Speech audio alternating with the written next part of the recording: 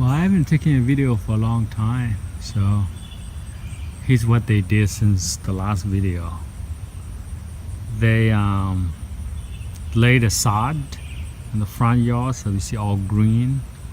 You know, they have a nice looking yard, and they also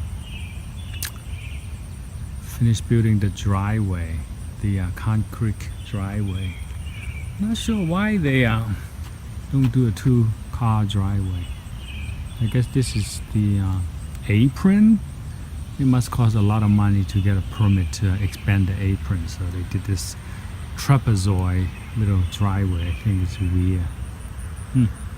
I wouldn't like that, but then again, here's the house. The look of the driveway. It looks normal from here, but